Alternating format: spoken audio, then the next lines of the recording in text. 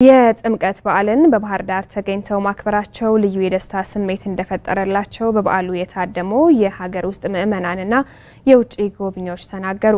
በዓሉ ኢትዮጵያን ልዩ ከሚያደርጓት በርካታ ገጽታዎች መካከል አንዱ መሆኑንም አስተያየት ሰጪዎቹ ገልጸዋል። አብዮት ከፋለ አነጋግሯቸዋል። ቀጥሎ ይቀርባል።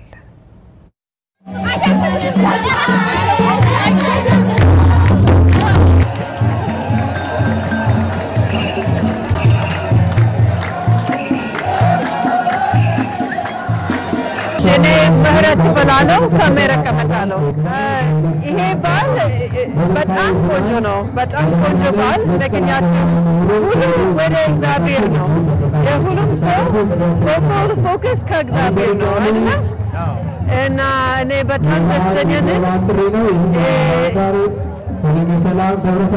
ሰዎች እዚህ ሁልጊዜ ይሳካል፣ ሁልጊዜ ደስተኛ ናቸው።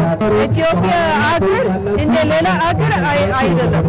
ኢትዮጵያ ብቻ እንደዚህ ነው እና ይሄ በጣም ጥሩ ሃይማኖት፣ ጥሩ culture, ጥሩ ፍቅር ከእግዚአብሔር ነው እና ኢትዮጵያ ብቻ እንደዚህ ሌላ አገር እንደዚህ የለም። እኔ በጣም ደስተኛ ነኝ። መልካም በዓል፣ መልካም ጥምቀት። This is very moving ceremony. ወደ ኢትዮጵያ ስመጣም ሆነ በዚህ ጥምቀትን ሳከብር የመጀመሪያዬ ነው። በጣም ደስ የሚል የበዓል ድባብ ነው የተመለከትኩት። እንደዚህ አይነት ማራኪ ነገር ኢትዮጵያ ውስጥ ብቻ ነው ያየሁት። እዚህ በመምጣቴና በዓሉን ማክበሬ ክብር ይሰማኛል። To the friends, we could really be part of the whole ceremony and we're very honored to be here. በመጀመሪያ እንኳን ለክርስትና እምነት ተከታዮች በሙሉ ለዚህ በዓል እንኳን በሰላም ማደረሳችሁ እላለሁ። በዓሉ የሰላም እንዲያደርግልን እመኛለሁ። በዓሉ በጣም ደስ የሚል ነው።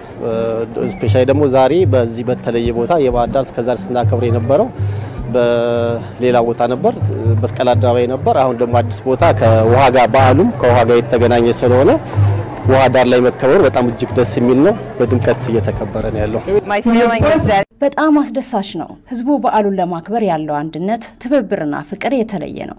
ብዙ ሀገራትን የማየት እድሉ ገጥሞኛል። እንደዚህ ሳቢና ማራኪ ሁነት ግን የትም አላየሁም። እዚህ በመገኘቴ በጣም ደስተኛ ነኝ። joy and happiness. መላው የኢትዮጵያ ህዝብ እንኳን ለመስቀል ለጥምቀት በዓል በሰላም አደረሳችሁ ማለት ወዳለሁ። የዛሬው የጥምቀት በዓል ከዚህ በፊት ይከበር ከነበረበት መስቀል አደባባይ ወጥቶ ዛሬ በዚህ በጣና ዳር ባለው የተንጣለለ ቦታ ሰፊ የሆነና ሁሉንም ህብረተሰብ ሊችል በሚችል ቦታ መከበሩ ለኔ ልዩ ስሜት ሰጥቶኛልና በጣም ተደስቻለሁ። ቤተሰቤም እኔም እዚህ ተገኝተናል። ሁላችንም ደስ ብሎናል።